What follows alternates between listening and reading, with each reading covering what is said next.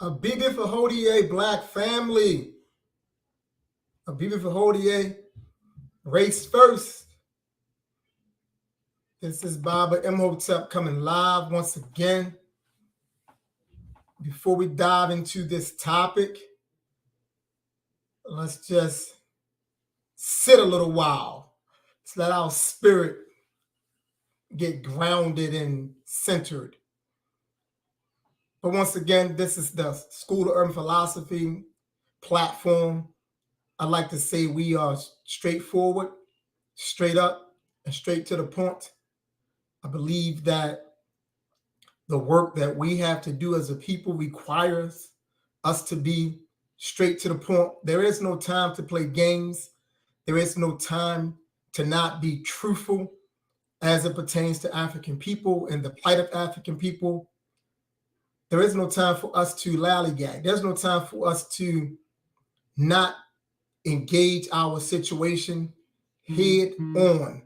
We have to be very intentional and very purposeful when it comes to the sovereignty of African people. But before we can get to sovereignty, we must be committed to levels and degrees of advancement, upliftment, transformation, character development, right? Educational enhancement. So these are some of the things that we have to concern ourselves with as we pursue a path of African sovereignty. Because African sovereignty, that's down the road. That's the ultimate objective. That's the big goal. That's the end game for African people. But there are many things that we need to do on that path as we pursue that path. We have to be right as a people. We have to be right within ourselves. And we have to be committed to a type of character development and overall behavior transformation that's going to optimize who we are as a people. We have to strive to function and operate at a very high level in whatever field we are working in. Whatever the field is, if it's economics, you have to function at a high level. If it's politics, we need men and women of stern integrity who's going to operate at a high level. This is what's needed. We can no longer just do the bare minimum and think that's okay and want to be patted on our backs and, congratulated for doing the bare minimum. No, you're not going to get patted on your back and congratulated for doing the bare minimum because that reinforces the bare minimum. No, I'm going to let you know, hey, I appreciate that. However, you need to tighten up here, put some more thought into this. We have to be at a high functioning level. A high functioning level in all areas of human development and peoplehood in all areas. So that's part of why, this particular platform was created, the School of Urban Philosophy, to focus on that, to cultivate that type of development, elevation, and advancement. But tonight, this particular topic that I want to talk about, are the ancestors real? Are the ancestors real? And the reason why I wanted to talk about that is not because I question as to whether or not they are real. I don't doubt their existence. But what I come to realize is that many of our people struggle with understanding what is meant by ancestor or ancestors. We pour libation and everyone is calling the name Ashe, Ashe, Ashe, calling the names. But many of our people are struggling to truly grasp what is meant by ancestors, to understand it in a very operational way. We're struggling. But we're afraid to ask that question because everybody else around us is saying, Ashe, give an honor to the ancestors, give thanks to the ancestors, all praise to the ancestors, give an offering to the ancestors. So we heard everyone saying that. And what happens is that we don't want to appear to be the only person who don't know. So we keep our mouth shut on an issue that we are struggling with. We don't ask the question, right? And since I know this is what's happening, that's the reason why I wanted to talk about it. Are the ancestors real? Right? Are they real? And what I would say is this. For anyone that's listening, for anyone who have tuned in to listen to me tonight, the ancestors are real. One of the reasons we struggle with understanding the realness of the ancestors is we are attempting to understand African spiritual concepts and precepts and cosmology through the religious frameworks of European or Arabian people. What I mean is this. We're trying to understand ancestor concepts, African concepts through the frameworks of Christianity. So we're trying to understand, African concepts and precepts through the construct of Islam. So we may not necessarily say we practice these religions, but these religions have shaped how we see phenomena. So the way we see phenomena is how these religions have shaped our minds. So the best way to understand African concepts, African precepts, African cosmology is that you have to totally abandon Islamic, Christian, Catholic, whatever those religions are that you may have been indoctrinated into at a certain part of your life. You have to first abandon. And most of you probably say, I've already abandoned it. I don't practice that. But you haven't abandoned it in your mind, right? You just abandoned it outwardly. You just no longer practice it outwardly. But in your mind, your conceptual framework is theirs. The lens that you look through is theirs. So that's the reason why you see on the opposite side what you once saw when you was there. You still see the same thing. So to abandon them means that you must cleanse your mind of their frameworks and their constructs. That must be purged out of you in order for you to allow space for you to develop the type of mentality that's going to allow you to process African phenomena, African cosmology, African concepts, and African precepts. If you have not been through a process to get that out of you, you in fact will struggle understanding African concepts and African precepts. So that's the first thing I needed to say up front before I begin to dive in and start talking about, are the ancestors real? You're going to struggle if you are attempting to understand it through their concept, through their construct, through their framework. It has to be abandoned. It has to be purged and cleansed, right? Because the mistake is made is this. When you go through their schools of thought, whether it's theological, scientific, philosophical, if you will, religious, if you will, what happens is that you understand phenomena from their definitional point of view.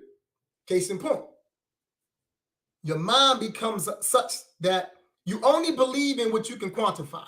That's them. That's not African people, right? So what I mean is this, right?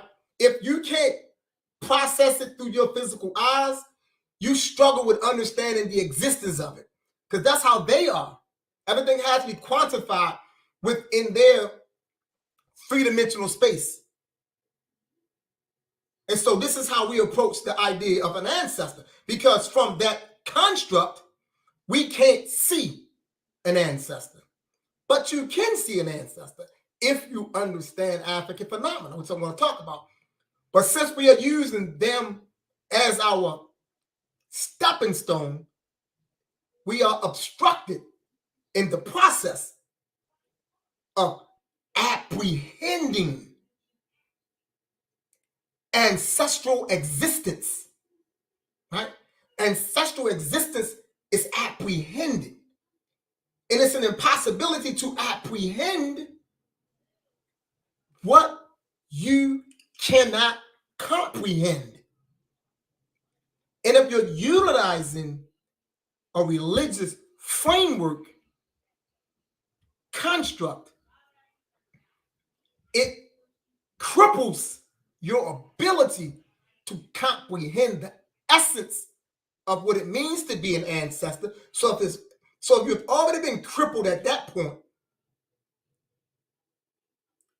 there's no way you can apprehend ancestral existence. So are the ancestors real? Yes, they're real. Can you see the ancestors? Yes, we can see the ancestors. How can you see the ancestors, Bible? What do you mean? I don't see them. First and foremost, none of us see anything with our eyes because the eyes don't see. The eyes just process light. The eyes process light off the light is reflected off of the objects within objective reality.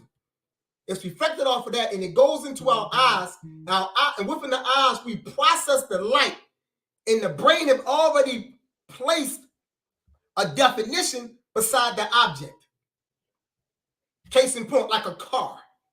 You think you see a car, you don't see a car, right? You see this object, this phenomenon, and light hit it, it hits your eye, goes in, the brain interprets what it sees, right?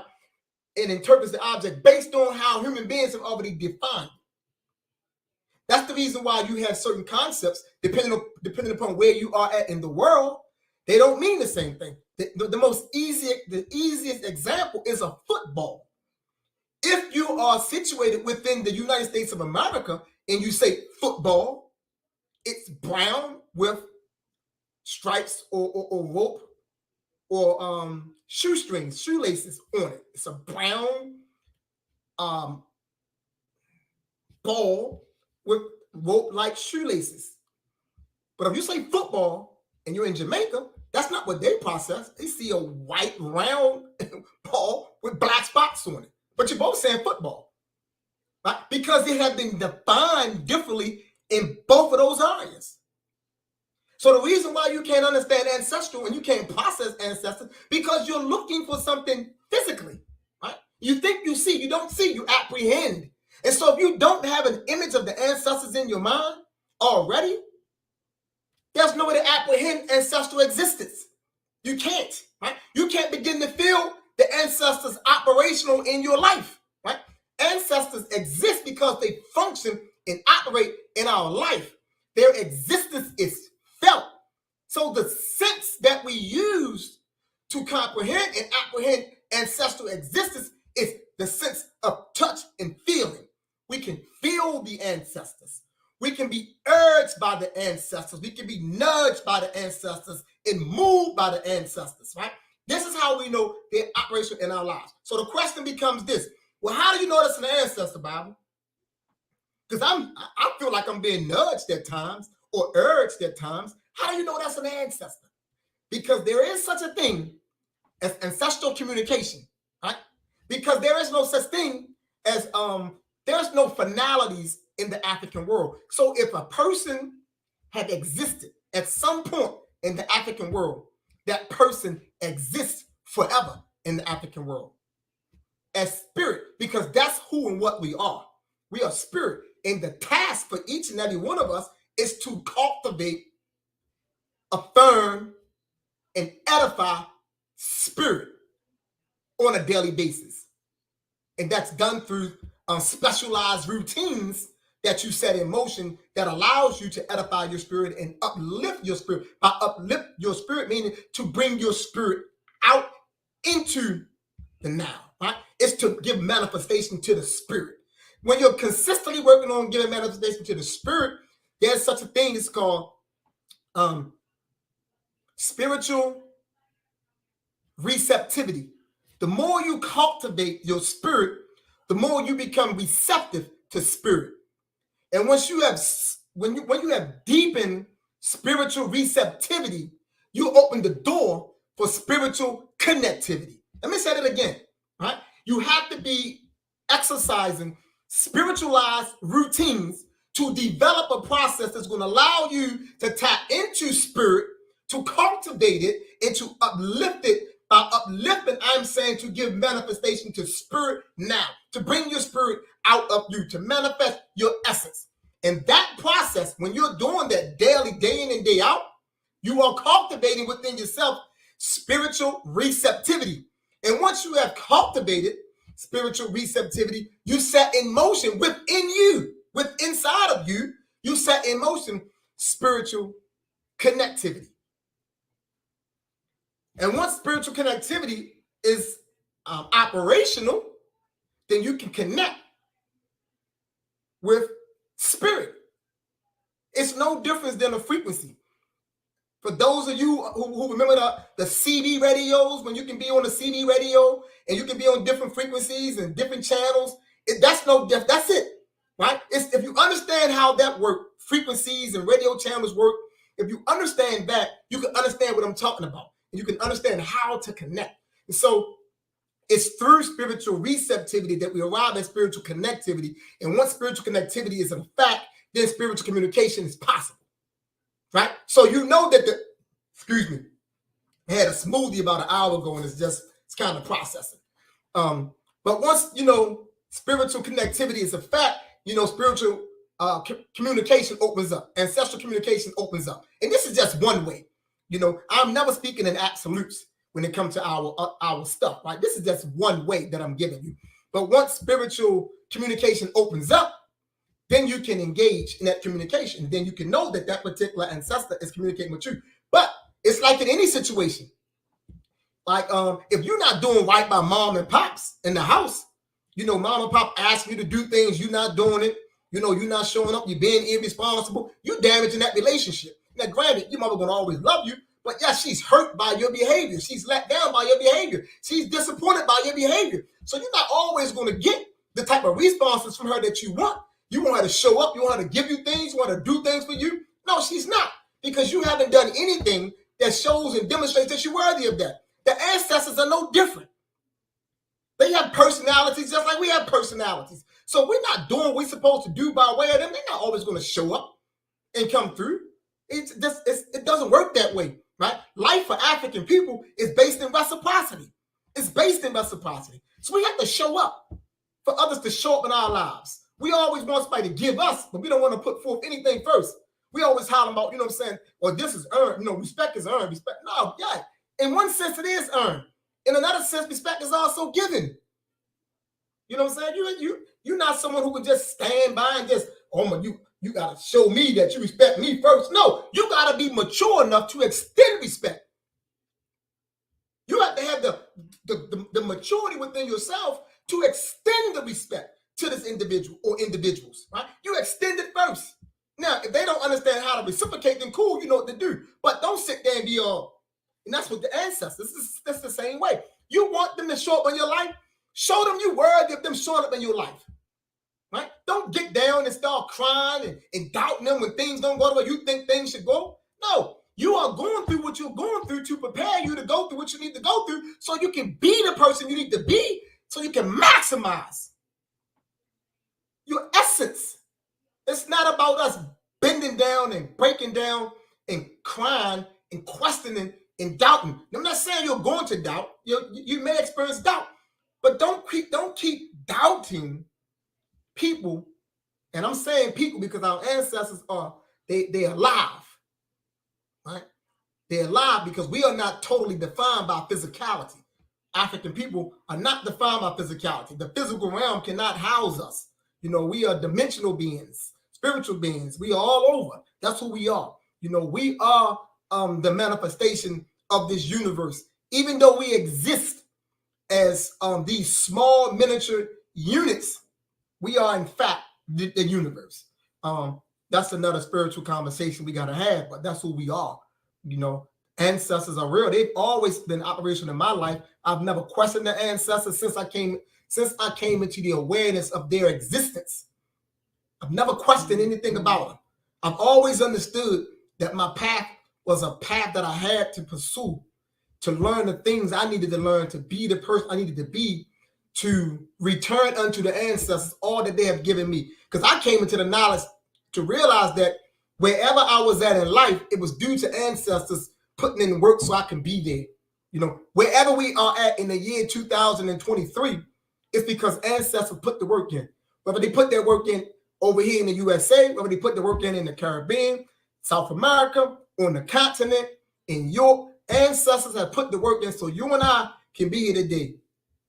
All right? So because of that, we have to what? We have to return that.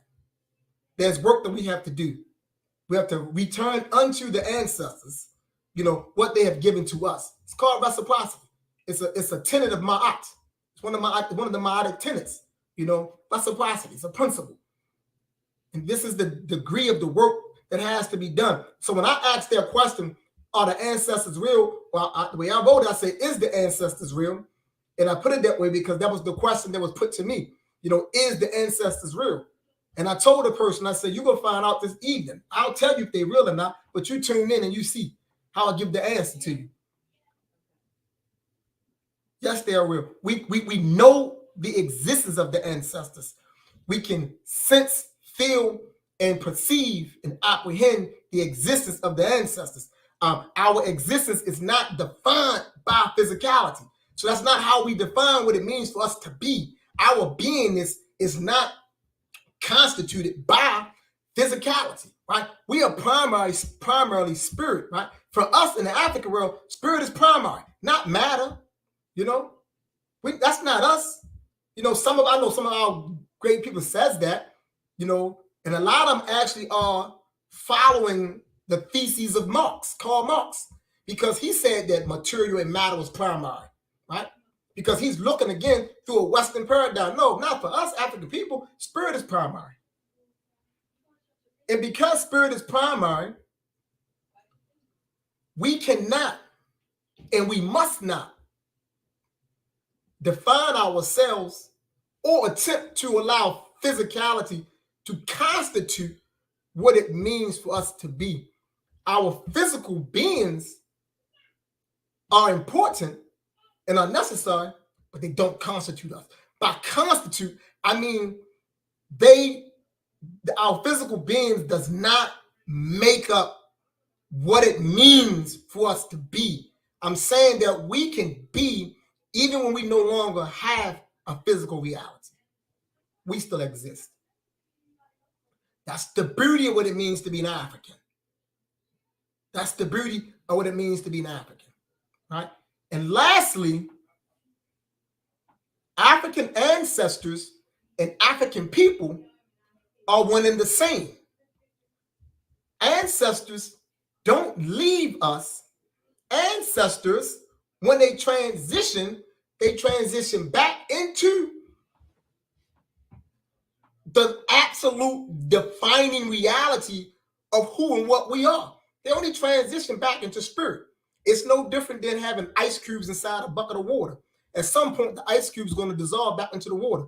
But just because the ice cube, the physical structure, no longer exists, doesn't mean that that water that made up that structure no longer exists. The water's gone back to its original source. That's the same for us. We always exist, and at some point we return back to our initial state of existence. And that's where the ancestors are at. Our task is to work on our spirit while we're in the physical realm so we can breach the physical and the spiritual realm and remain in contact or communication with the ancestors. Now, the relationship that has to take place is a different relationship. Once the ancestors transition back into the spiritual realm and you and I are still in the physical realm, the onus is on us to reestablish and rebuild the relationship with the ancestors. It's not on the ancestors.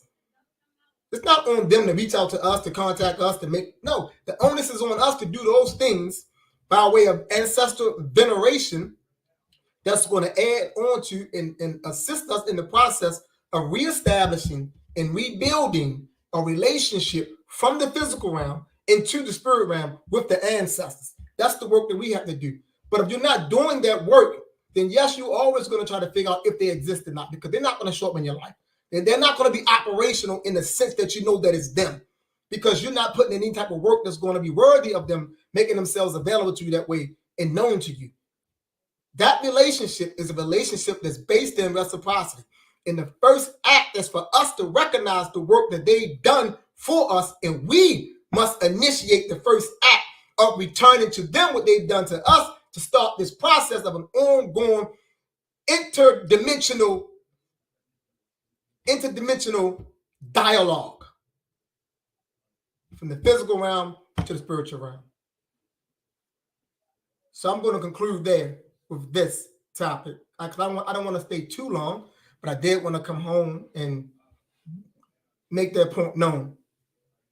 But I'm also open for any comments or any questions, because that's what I want to do with this platform. I want this platform to be a platform where I can come on, and if there's something that I want to discuss directly, I discuss it, 30 minutes, 45 minutes if need be.